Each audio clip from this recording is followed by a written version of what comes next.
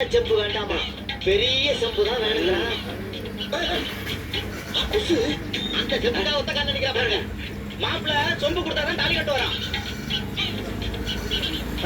லட்சுமி, என்னம்மா நீ இங்க வந்துட்ட? என்கிட்ட ஏதாவது பேசுறா? பேசுறா. அன்னைக்கு ஒரு நாள் ஒரு சிரிப்பு சிரிச்ச பத்தியா?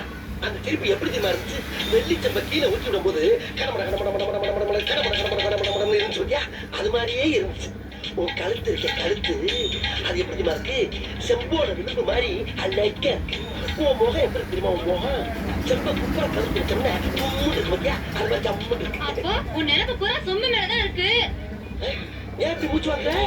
இல்ல உன்னை இப்படியே மிதிக்கலாமா இல்ல ஓட விட்டு மிதிக்கலாமான்னு பாக்குறேன். மிதிக்க போறியா? ஏண்டா டேய், அன்னைக்கு என்னடா சொன்ன? என்ன சொன்ன? நீர் வேண்டாம், செலுத்த வேண்டாம், உங்க பொண்ணு மட்டும் பண்ற மண்ணு ஜாஸ்தி ஆயிடுச்சு. கடந்த 40 வருஷமா இல்ல 23 வருஷமா ஒரு திட்டம் போட்டேன். அந்த திட்டத்துடைய விளைவுதான் இந்த புரட்சி திருமணம். என் ஃப்ரெண்டுமா, நான் காலையில இருந்து பேசி தொண்டை வந்து போச்சு. அப்புறமா பேசுறேன். இங்க வந்த வாங்கணும்னா வரணும்ல. என்ன வாங்கணும்? கமிஷன். இது நான் பார்த்த பொண்ணு. அப்ப நாங்க பார்த்த பொண்ணு? நீ பார்த்த பொண்ணு எதையும் நான் கட்டல. கட்டியோ கட்டலையோ பார்த்தேல, பார்க்க வச்சோம்ல. மறுபடி புரோக்கர் கமிஷன் வரணும். ரொம்ப நாளைக்கு பின்னால கழுத்துல மாலையை போட்டு கையில பூச்சொண்டோட மணவரை வரைக்கும் போயிருக்கேன். அந்த மணவரைய புனவரை ஆக்கிறாங்க. நல்ல பிள்ளைக்கு பந்தியில உட்காந்து தொங்கி ரெப்பிட்டு போ. கமிஷன் வாங்காம அந்த கல்யாணத்தை நடத்த விட மாட்டேன். மாப்பிள்ள நான் ரெடி, பொண்ணு ரெடி, ஐயர் ரெடி, தாலி ரெடி. எல்லாம் ரெடியா இருக்கும்போது எந்த கும்பாதி கும்பனாலும் இந்த கல்யாணத்தை நிறுத்த முடியாது. மரியாதையா போயிடு. போறேன். இந்த கல்யாணத்தை நிறுத்திட்டு போறேன். பாப்போம். இதுக்குன்னே கல்யாணத்துக்கு தம்பி, கொஞ்சம் குடிக்க தண்ணி கொடு. இந்தாங்கண்ணே. யானை பச்சிக்கு சோழ போறியா? போய் சம்பளம் கொண்டு வரலாம். சம்பளம் போ. என்ன மாப்பிள்ள சொம்புல தண்ணி கேட்கிறாரு. மாப்பிள்ள சொம்பு கேட்கிறாரு. சொம்பா? ஐயர்கிட்ட கொடுத்துருக்க. மாப்பிள்ள சொம்பு கொடுத்தாதான் தாலி கட்டு வரான். என்ன இது அநியாயமா இருக்கு? காசு கூட வேண்டாம்.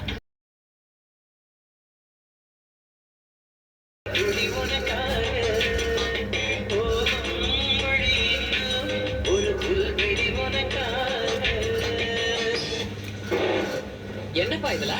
மழைநீரை சேகரிங்கன்னு அரசாங்கம் சொல்லுது. ஏதோ என்னால முடிஞ்ச சில மழை துளிகளை மட்டுமாவது சேகரிக்கிறேன். பப்பாளி மரத்தை யூஸ் பண்ணி இப்படி ஒரு டெக்னிக்கா? பப்பாளி மரத்தை யூஸ் பண்ணல, காமன் சென்ஸ். காமன் சென்ஸா?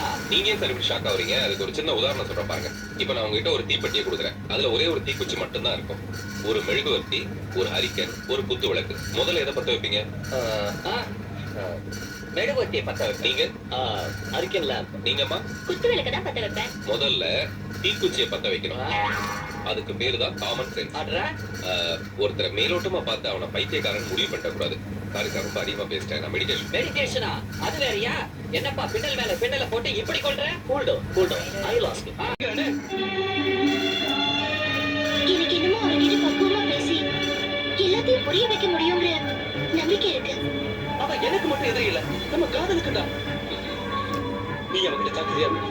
இல்ல நீ தூங்கும் போது தலையில கல்ல தூக்கி போட்டுருவா. சாரி கௌதம், நீங்க நினைக்கிற அளவுக்கு அவர் மோசமானவர் இல்ல. ஹாஸ்பிட்டல்ல ட்ரீட்மெண்ட் முடிஞ்சு அவர் வெளியில வரட்டும். பழைய சரவணனா அவரை நான் மாத்தி பாக்குறேன். அது நடக்கிறதுக்கு சான்ஸே இல்ல. ஏன்? ஏன்னா அவன் ஹாஸ்பிட்டலை விட்டு வெளியே வர போறதே இல்ல. அவன் தூக்குற தொங்குற வரைக்கும் தூங்க போறதே இல்ல. எப்போ ஒரு கேஸுக்கு கோர்ட்ல தீர்ப்பு சொல்லியாச்சோ அதுக்கப்புறம் மறுபடியும் அந்த கேஸ்